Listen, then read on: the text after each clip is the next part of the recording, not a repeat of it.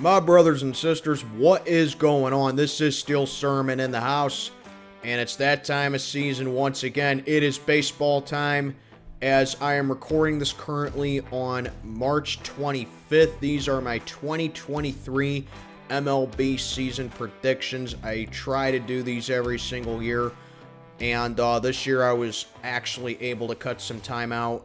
So here I go once again, reviewing all the teams, what they did in the offseason, and I will be giving my division by division standings predictions, and then I will be giving my playoff seeding predictions. Not my World Series predictions. That is still far too early. Probably have those out probably by mid-season. I plan on it at least.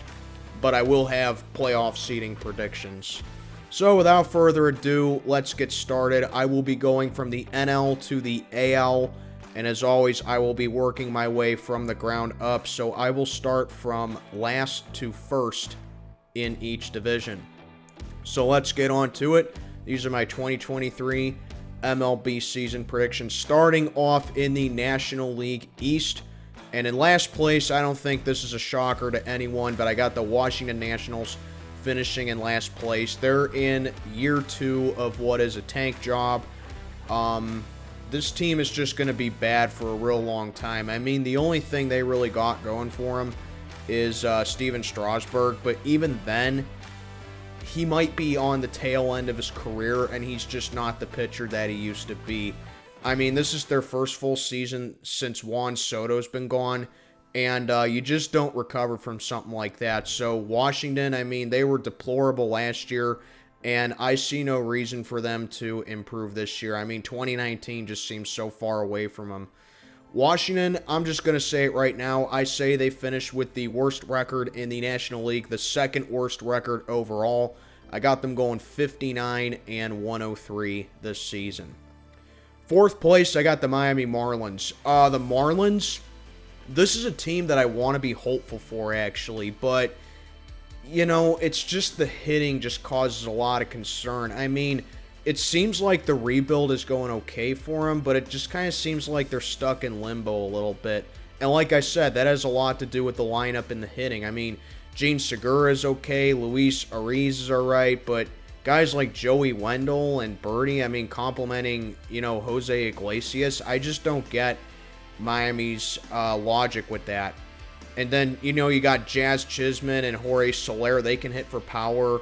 And Yuli Gurriel, he's a nice veteran for him. But really, the Marlins, they just comprise of what seems to be like a bunch of contact hitters trying to be power hitters. And they're really just kind of missing that power that can really put a big, you know, surge in their lineup. And for that reason, I just don't really think the Marlins are going to make a lot of noise outside of their pitching, because we know they can pitch. They got some really talented young pitchers on that team, which is why their rebuild is going better than what it is. But it's just the hitting in the lineup is going to hold them back, I think. I think Miami makes a little bit of improvement, but still they're just going to be stuck in a tough division. 74 and 88 is my prediction for Miami. Now in third, this one was a little tricky for me. But in third place, I actually got the Philadelphia Phillies finishing in third. The defending NL champions of last year. They made it to the World Series out of nowhere. And honestly, this Phillies team is still locked and loaded. They're a really good team. It's just a matter of who you think is better between them, Atlanta, and the Mets. But I think Philly right now just has some concerns for them. But you look at this team on paper, I mean, adding Trey Turner to the mix, that is going to be a very big piece to that lineup right there, with a lineup that kind of lacks power a little bit. Then, of course, you got guys like Craig Kimbrell, Taijuan Walker, and Greg Soto. I mean, those are really good as well. Just hopefully that Nick Castellanos can kind of return to form and he can kind of gain consistency a little bit. But the Phillies have a lot of depth in that rotation, and it kind of seems like the bullpen is a little bit of a red flag for them. But when you look at guys like Wheeler and Nola, who are a great 1-2 punch for the Phillies, and then you complement that in the lineup with guys like Bryce Harper still on the team, Kyle Schwarber mashing homers, and JT Realmuto, this Phillies team just is poised to make another pretty solid run at the playoffs. But the thing that makes me put them in third is Rhys Hoskins tearing his ACL. He's going to be out for the entire season. That is a big blow to the Phillies right there. I think Rhys Hoskins is a very important player to Philly, and them losing him is going to hurt, but I don't think it's going to be detrimental to the season to where they miss the playoffs. But still, this is a really strong Phillies team. I got them making it very interesting in the NL East, and I got them going 90-72 this season. Good enough for probably another playoff spot. Second place, this one was tough, but I'm going to put the Atlanta Braves at second place. First of all, I love that they got Sean Murphy. That was a really good pickup for him, a former Gold Glover catcher, I believe, filling in a position where they weren't necessarily weak, but they just needed an upgrade kind of. But yeah, Sean Murphy was just a really solid addition for him. Dansby Swanson is gone, but you know, the guy's replaceable. They could easily replenish that on the fly right there. Maybe with Vaughn Grissom and Orlando Arcia at shortstop, but still, like, I don't think they're going to miss him too badly. Mike Soroka is a really good player as well. And then, of course, you got guys like Ozzie Albies back. He's going to be healthy this season, hopefully. Matt Olson's still a stud, but the outfield has a few concerns, which is why I put Atlanta down in second. Ozuna, you know, he's a little sketchy to me. I don't think he's a complete player. I don't think he's the glue that holds this team together. But still, he's a guy that is important enough to be a vital piece for Atlanta. But then you look at the meat that Atlanta has, and it's who everyone talks about. Ronald Acuna, Harris, Austin Riley, Charlie Morton, and Max Fried. I mean, that's just a really stacked core that Atlanta has. And then you add that with Strider and Wright. I mean, sure, the Braves may be down a couple pieces, but they're still an amazing team, and I expect them to be back in the playoffs. 95-67 is my prediction for Atlanta. And then winning the NL East, I actually got the New York Mets taking the NL East. I mean, they better win the NL East. This is a team that has now a $300 million payroll, so they better win that division. And with the additions that they got in the offseason, Scherzer, Verlander, that Japanese sensation, if I'm pronouncing his name wrong, please correct me down in the comments, but Kadai Senega, Edwin Diaz, Brandon Nimmo, Pete Alonso, Frankie Lindor, Starling Marte, Jeff McNeil, and Carlos Carrasco, and that strong bullpen. I mean, the Mets better win the NL East this year. No ifs, ands, or buts about it. I mean, that's just step one for the Mets. I mean, this is World Series or bust written all over for them. But the biggest thing that does concern the Mets a little bit is that Edwin Diaz is out for the season. So how are they going to respond to that? I mean, they got Jose Quintana, but he's out long-term as well. So the Mets, I mean, on paper, this is a stacked team. This is a powerful team right here. But the question is, can they follow that up with a 101-win season from last year? I think they can, but they have to prove it. But I do have the Mets taking the NL East at 97-65. This was a really improved team this offseason. Okay, moving on down to my division, the NL Central. As you all know, I am a Pittsburgh Pirates fan, but I actually don't have us finishing in last place this year, surprisingly. That goes to the Cincinnati Reds. I mean, what more do I have to say? The Reds, they just got worse in the offseason. Their owner is just a clueless idiot. I mean, there's not much to say for the Reds other than, you know, Joey Votto. I mean, that's it. That entire core is gone. They don't really have much hope when it comes to the farm, and they're just throwing away dollars, you know, like it's nothing. I mean, I have no clue where the Reds' direction is, but I can tell you this, it's down south.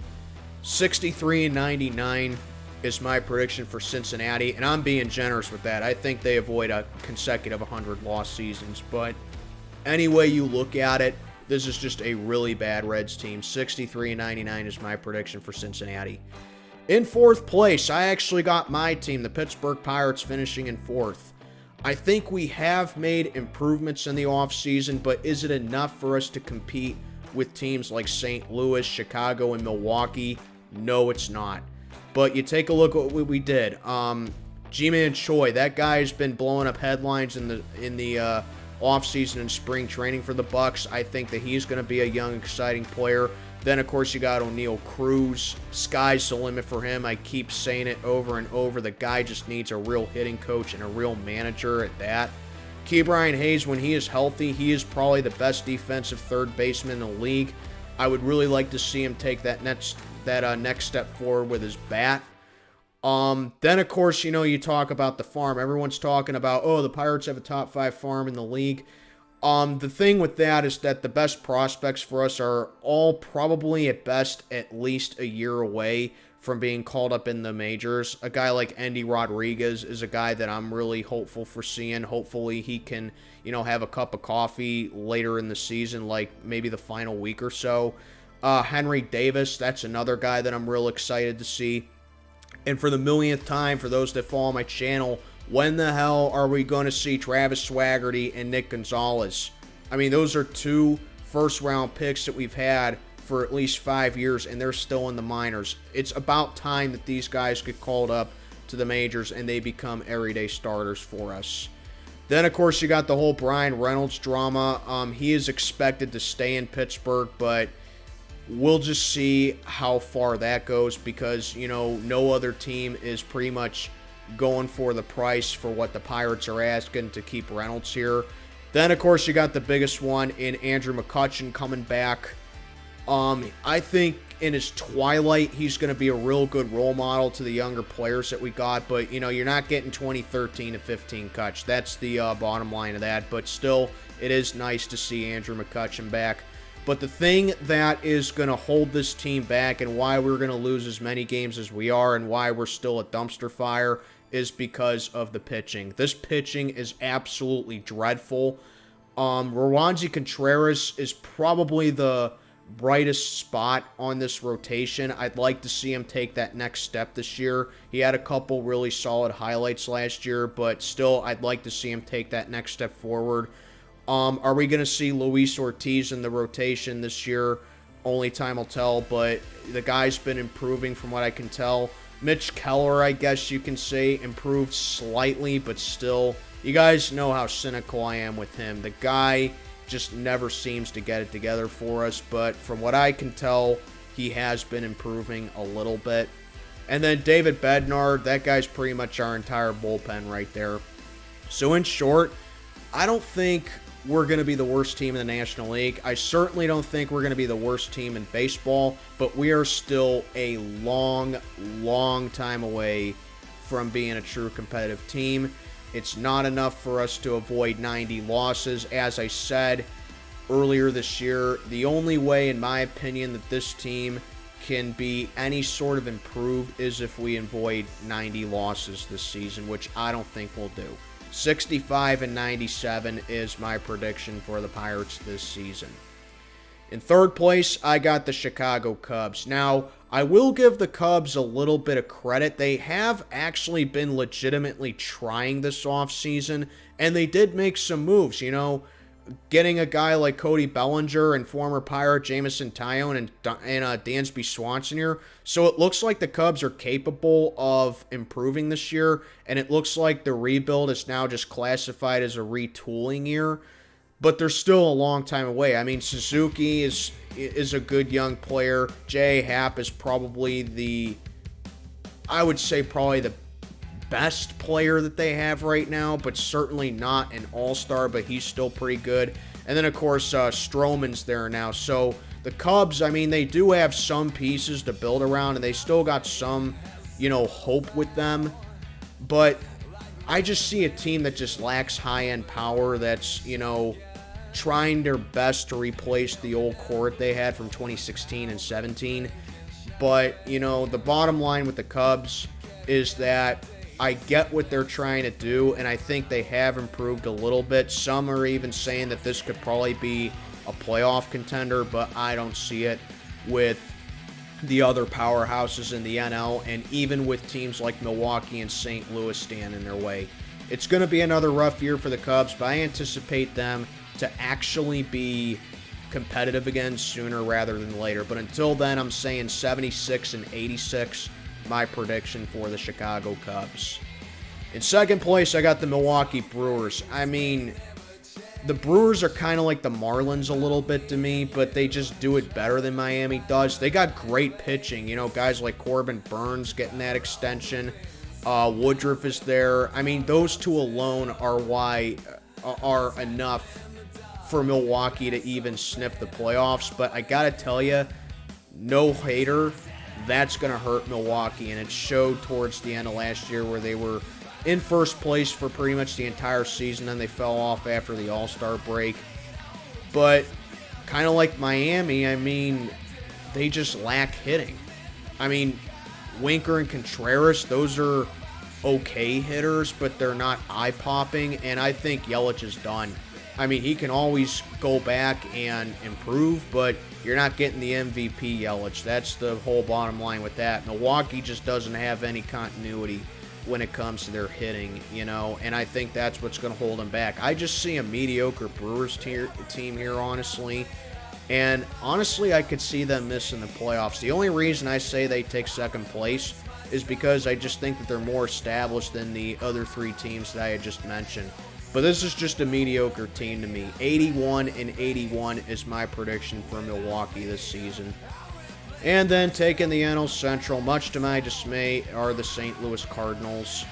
Now, the Cardinals, I think they win this division by total default, but I don't think that they're, you know, terrible, but I certainly don't think they're elite. First of all, the obvious. Pujols and Molina are done. They're on their way to Canton as soon as they're eligible. They could probably even be in there this year, but that ain't going to happen. As soon as they're eligible, they're getting into Cooperstown. But anyway, Goldschmidt and Arenado, those are the two headliners there right now. Goldschmidt coming off an MVP season, and Arenado still a phenomenal defensive player. We all know that he can hit the ball pretty well, too.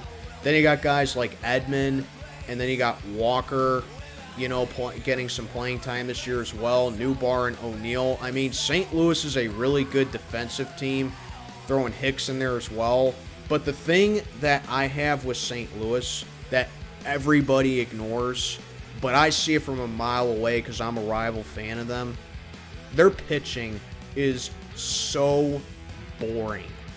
Like, this has to be the most stale, static, boring pitching team in the entire league. And I understand that it's complemented by elite defense and it's built for the team that they have, but it just has to make you wonder, are they truly legit? Or do they just benefit from playing in a division that features mediocre hitting and two rebuilding teams and a third team that's just retooling and not just there yet? So that's my question for St. Louis, because it kind of got exposed in the playoffs when they got dragged by Philly in that series. But, you know, St. Louis, I just think that they're going to win, like, the tallest midget award in this division. So I got St. Louis taking the division at 89 and 73. Like I said, they're good, but I just don't buy them as a legit contender. And then the NL West. In last place, no doubt about it, are the Colorado Rockies. This is a terrible team, another bare-bones operation. I mean, sure, Chris Bryant and Brendan Rodgers are really good, but when you gut pretty much your entire core and your owner comes out and says, we can win at least 81 games this season, yeah, buddy, have fun winning only 60 games in reality. This Rocky team is just going to be in the basement for all season, probably even next season as well, depending on what the other four teams do. But Colorado, you can bank on them being in last place this year. 60 and 102 is my prediction for the Rockies. Fourth place was actually a little bit of a tricky one for me to pick, but I'm putting the Arizona Diamondbacks in fourth place. You know, I really don't think Arizona's all that bad anymore, because they made some pretty impressive strides from that god-awful 2021 season that they had. Zach Ellen's good. Ketel Marte, he's back at playing second base. They added a veteran, Evan Longoria. But the thing with Arizona is that a lot of people are saying, this team could probably finish third place. They'll probably even be in the playoff picture for a little bit. But to me, I say give them more time. This is a very young team that the Diamondbacks have. And it's just going to take a while, when you're a young team and you have ownership that's high on the farm system like that. It's just going to take some time. But I can definitely see Arizona turning some heads this year. And maybe even next year, people are going to say, wow, this Arizona team can be a dark horse. This Diamondbacks team can be a threat to some teams. But until then, I'm saying Arizona finishes fourth at 78 and 84. In third place, I got the San Francisco Giants. I mean, wow, a couple of years ago, the Giants had the most wins in the MLB. Now it's like they have a lost identity, and they're just, mediocre to middling at best. I mean, they got a bunch of consolation prizes for the offseason that they had, and Gabe Kapler is the most mid manager ever. Like, he won 107 games his first season, and then last season he was just very mediocre. I mean, that's just what happens when you're consistently inconsistent. I mean, Haniger and Conforto were good additions. And then, of course, you got Yaz Jr. over there. But losing Brandon Belt's going to hurt for him. J.D. Davis is good.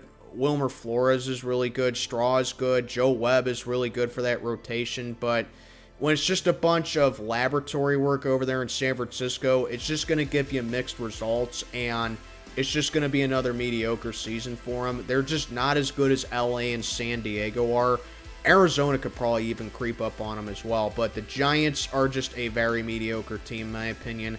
And I got them finishing under 500 at 80 and 82. All right. In second place, get ready to hate me, but I got the Los Angeles Dodgers actually finishing in second place. Now, you look at this Dodgers team, and you're like, oh yeah, this team's going to be in the playoffs. This team can make a World Series run. I'm going to say pump the brakes on that one, because while the core is still intact and they got new veterans, but you take a look at what they're doing, and they're kind of going to have to rely on the farm. Now, LA's farm is actually really solid. They got one of the best farm systems in the league. I mean, go figure. The team that spends the most money in baseball also happens to have one of the best farm systems in the league. But it seems like they're going to have to rely on that a little bit more this year.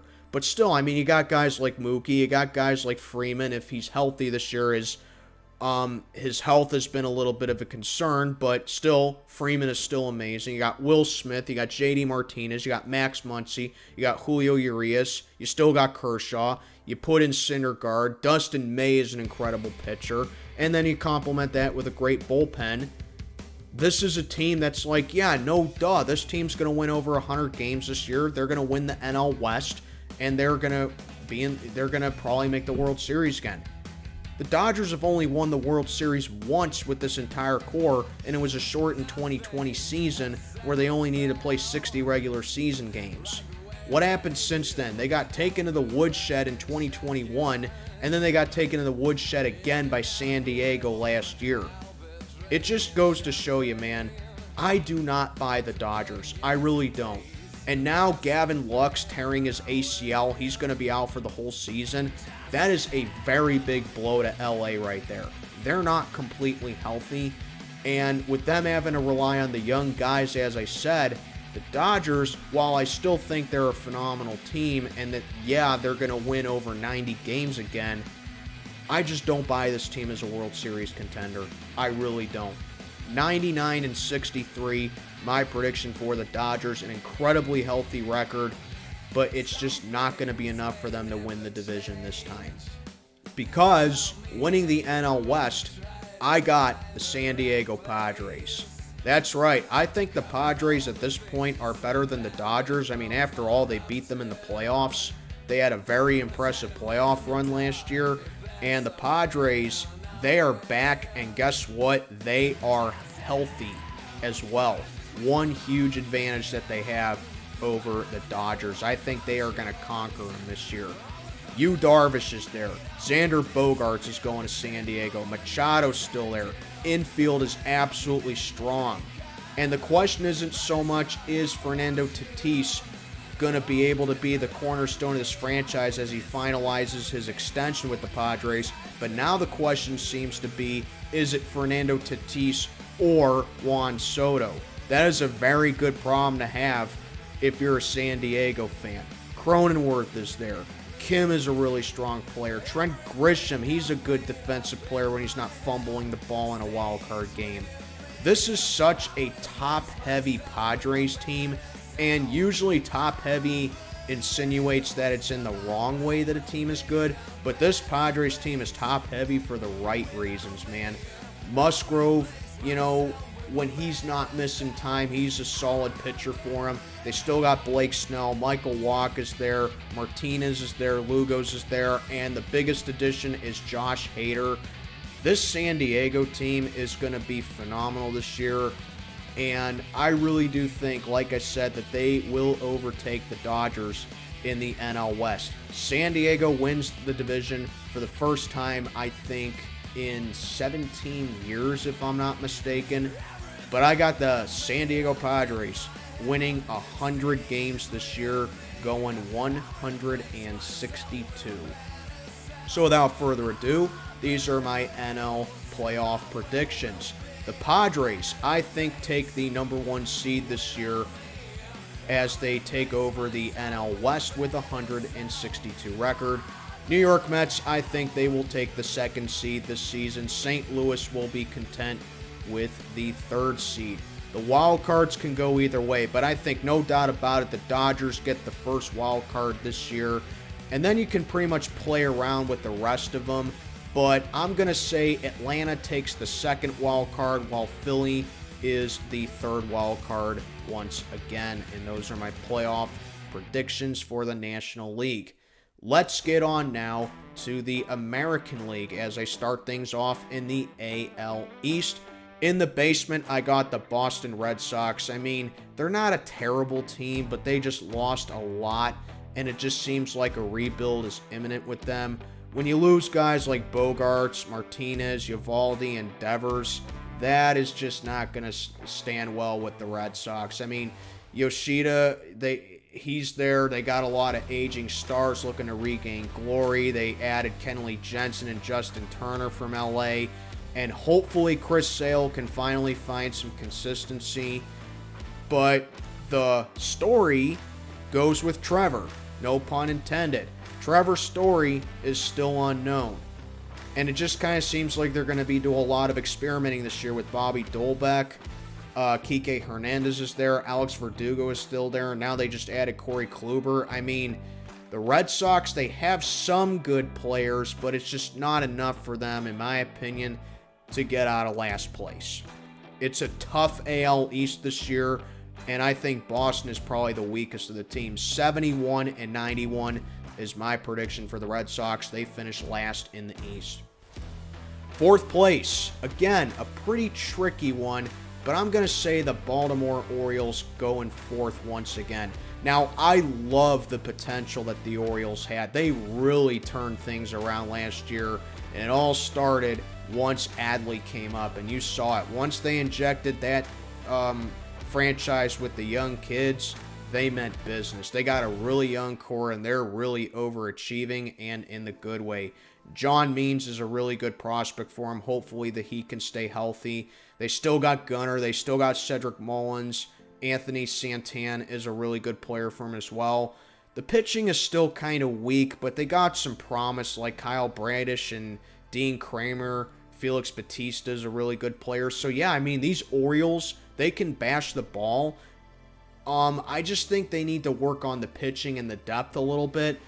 And it just kind of seems like they're like a year or two away from really being a legit contender. I can see this Orioles team being a really solid team in a couple years. But until then, I still think that they just have too much to overcome. But I got Baltimore finishing with a healthy 84-78 record. I got them making things interesting in this division again. In 3rd place, the Tampa Bay Rays. Injuries are just a main factor for this team. That's why I got them finishing in third.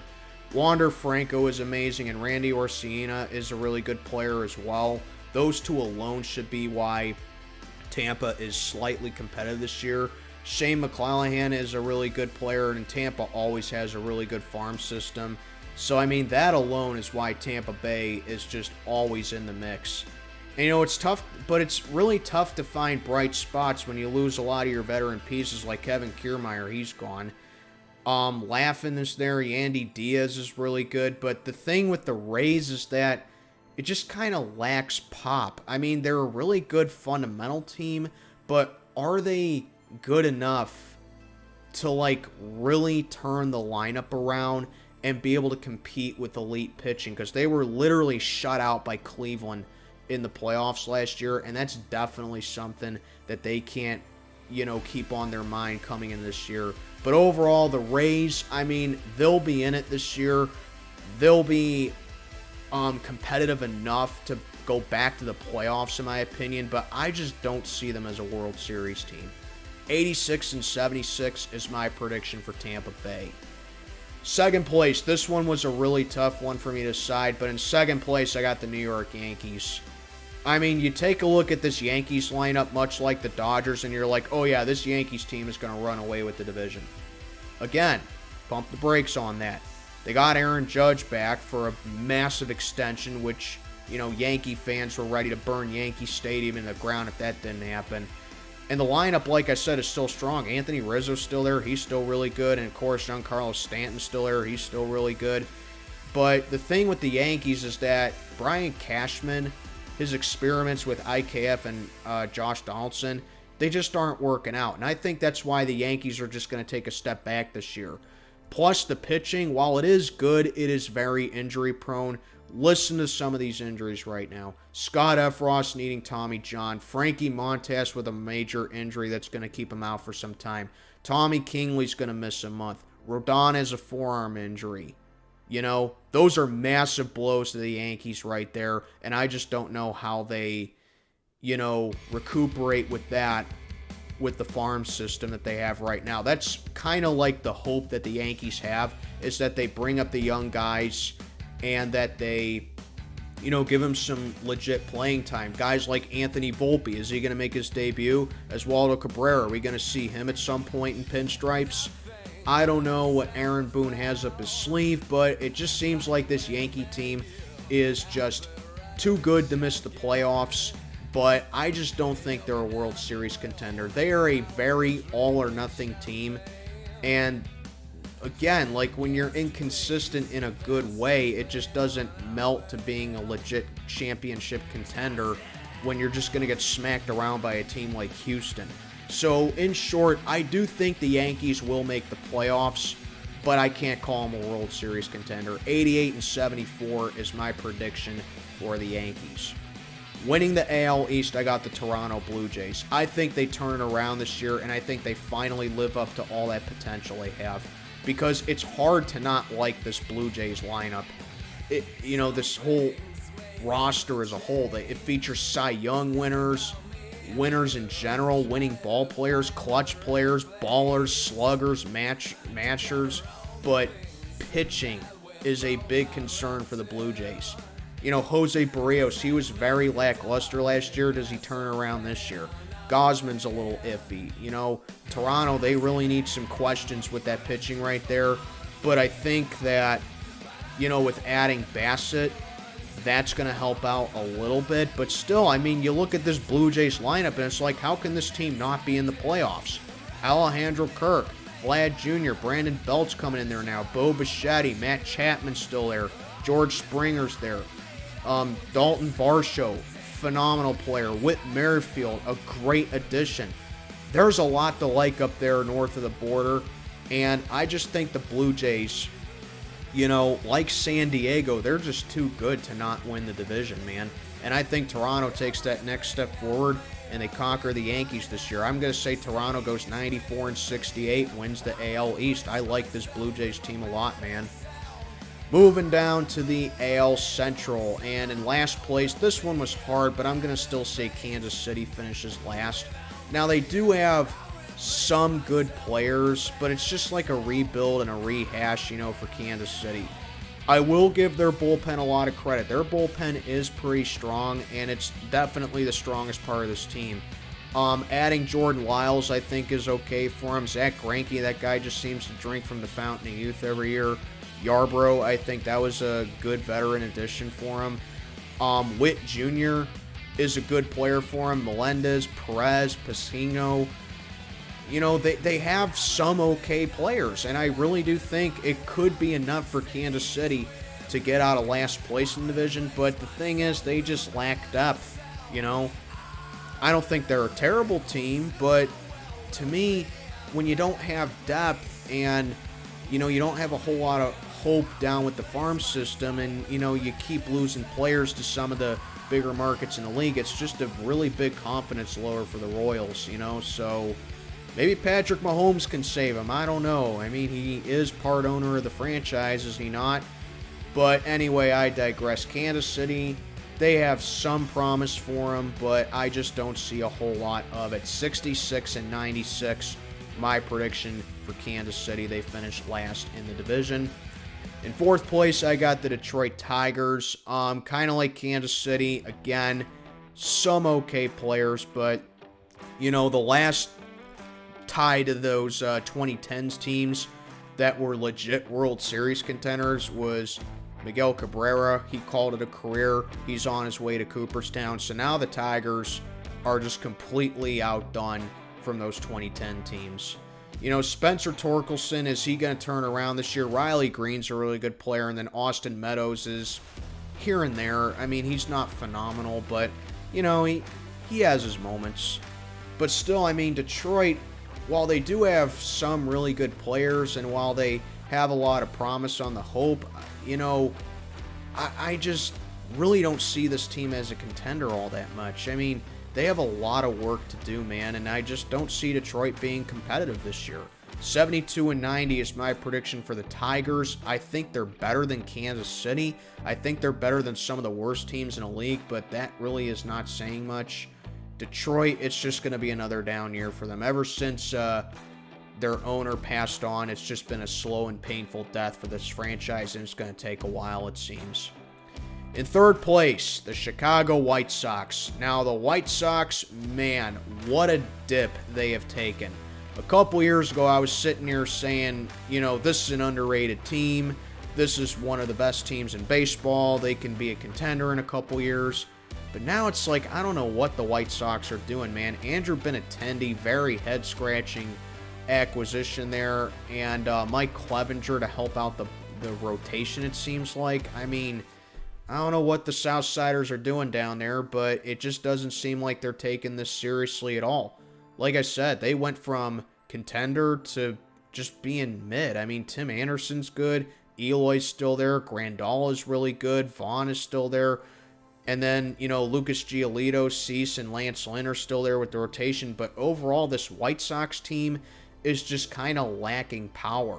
And that was what they had an abundance of entering 2021. I just don't see the White Sox being, a dominant team. And I don't see them even being a really good team for that matter. Another step back I have to call it for Chicago, while teams like Minnesota and Cleveland are just adding on to their team. 79-83 is my prediction for the White Sox. In second place, I got the Minnesota Twins. They have been a really big surprise this offseason. The biggest headline was getting Carlos Correa. That was a really good move for the Twins right there.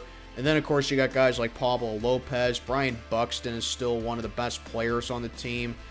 Adding Joey Gallo, who is a good power hitter, but, he's not like the full package or anything. Lewis is there, and, Rocco Baldelli, I think he's going to have a lot to work with his disposal. But overall, you take a look at this Twins team, and it's like, if they just avoid the injuries, if they just do this, if they just do that, it's a lot of ifs with this team. But I look at this Twins team, and I see a team that is really competitive, and if they take themselves seriously, I can see them going back to the playoffs. I like what the Twins are doing. I like how they approach the offseason, and for that reason, I'm going to say they improve and go 87-75, second place in the AL East. winning, or the AL Central, I'm sorry. And then winning the AL Central, second year in a row, the Cleveland Guardians. This is a team that is so young and so up on the horizon, and they have no clue about it either. This Guardians team, the sky's the limit for them. They got the best manager in the game, in my opinion, in Terry Francona. And the beef for them is with their pitching. I mean, their pitching is elite. Plain and simple. They have phenomenal pitching up there in Cleveland. You know, I think Tristan McKenzie, that guy's going to take it up a notch this year. I think I love the potential that he has with being possibly a #1 starter with the team. I think he has really good stuff, you know. But the thing with Cleveland is that they're only going to go as far as the bats let them go. I mean, Jose Ramirez obviously is the first guy that you think of when you think of the Guardians. He is a phenomenal player, and he has a great stick as well. He deserved every bit of that extension that he got. Then, of course, you got the young guys. Steven Kwan is an up-and-coming player for him. Ahmed Rosario, really good player. Jimenez is really good. Josh Naylor can bat the ball really well. And adding a guy like Josh Bell, you know, while he's not, again, the most complete player, he does add power to the lineup, which is something Cleveland has lacked over the years. So in short, I mean, this is a good playoff team, and they are definitely capable of making a run. But like I said, the hitting has to be more consistent, and they can't run into a high-powered pitching team because, you know, the Yankees pitching came to life in that playoff series they had with them, and there just wasn't much they could do about it. But overall, there's a lot to like with this Cleveland team. I think they win the Central once again at 93-69 is my prediction for Cleveland.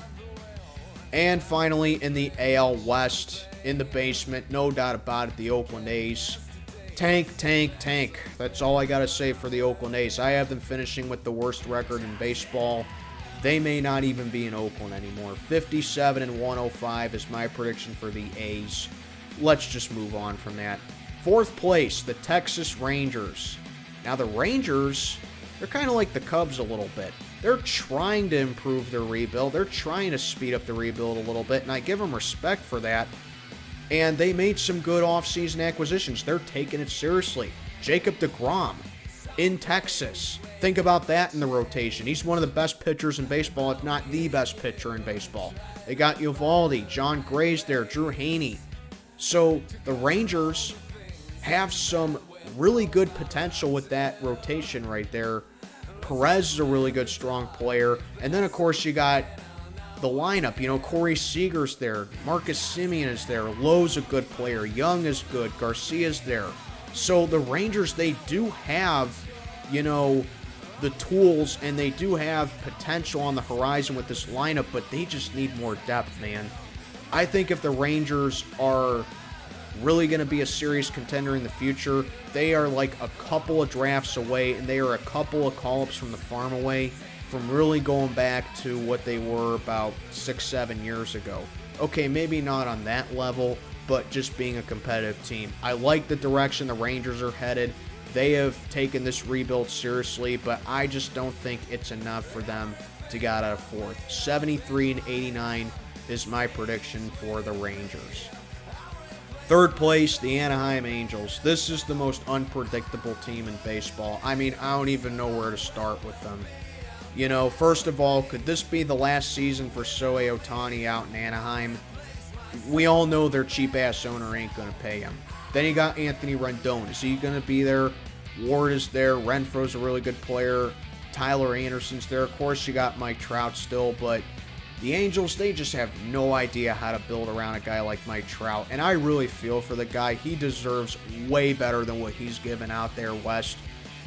And, you know, we just know that the owner who just don't care about winning, he's just going to keep him there so he could just get some butts in seats, make extra amounts of money, and just let this Angels team and franchise, quite frankly, just continue to struggle. 81-81 is my prediction for the Angels, but honestly, it could be a lot worse because we know they don't take themselves seriously. Second place, I got the Seattle Mariners. So finally, the Mariners are coming in with expectations. They made the playoffs for the first time in 21 years last year, and they are right now becoming a premier team in the league. Julio Rodriguez, who is definitely going to be an MVP candidate sooner rather than later. Logan Gilbert is a really good player. Oscar Hernandez is there. Scott Servens is a really good player. So, like, you take a look at the Mariners, they got a good amount of everything. I mean, Jared Klenick, does he turn around this year? Ty France is a really good player. They added Colton Wong. So, the Mariners, they're really taking that playoff, appearance seriously, and they're building around it. I love the direction the Mariners are heading. They have a lot of optimism up there in the Great Northwest, So, they have a good amount of everything. They have a good enough lineup to get back in the playoffs. They have a good enough rotation to get back in the playoffs, a good enough bullpen to get back there. But it just kind of seems like the Mariners are just one piece short. And, like I said, a draft or two away can definitely fix that for Seattle. But, I'm not complaining about it too much. The Mariners, they have built up a really solid team up there in Seattle, and I think they're going to be a lot of fun to watch this year. 94-68, my prediction for the Mariners. They are definitely going to go back to the playoffs, in my opinion. Winning the AL West, do I even have to say it? The Houston Astros. I mean, this is, in my opinion, the best team in baseball. The core is back, and they have just added more fresh blood. They're the defending champs for a reason. They're the best team in baseball, man. They lost Justin Verlander, but the pitching is still potent enough to be elite. The only thing that really concerns me is that Jose Altuve is going to miss at least 2 months. That is huge right there with the injury that he had in the World Series Classic. But still, you look at this Astros team. They still got Jeremy Pena, Alex Bregman, Yordan Alvarez, Kyle Tucker, Michael Brantley, Jose Abreu. Yeah. The Astros, they'll be fine. They're going to miss Altuve, sure. But, losing Carlos Correa isn't going to really hurt them all that much because they are just still loaded. When ownership took over down there in Houston, it just changed the culture of the franchise. And now they're the defending champions, man. I know people are still going to whine and cry about the trash cans and the spying and the signals or whatever. But you know what? They did that with Dusty Baker as manager. Dusty Baker is one of the most respected managers of all time. And for that reason, that's just why Houston's a winner, man. They have a bunch of clutch players on there. They have a bunch of dominant players on there. You look at their lineup and you don't see a single flaw with them. This is such a well-oiled machine of a team, and I just don't see how they lose the AL West. 162 is my prediction for the Houston Astros, possibly going back to the World Series. So with all that being said, here are my American League playoff seedings. The Astros, I think they take the first seed once again at 162. I'm going to say Toronto goes forward and takes the second seed at 94 and 68. Cleveland will finish with the third seed at 93 and 69. Again, kind of musical chairs when it comes to the playoffs, as these next three teams could honestly be arranged in any order. But I'm going to say Seattle takes the first wild card and the fourth seed, coming in at 94 and 68. I'm going to say the New York Yankees take the fifth seed and the second wild card. And I'm going to say the Minnesota Twins go back to the playoffs as the sixth seed in the American League. And there you have it. Those are my 2023 MLB season predictions. If I missed anything about any team, please let me know down in the comments below. And let me hear what your guys' predictions are too. Let me hear your thoughts.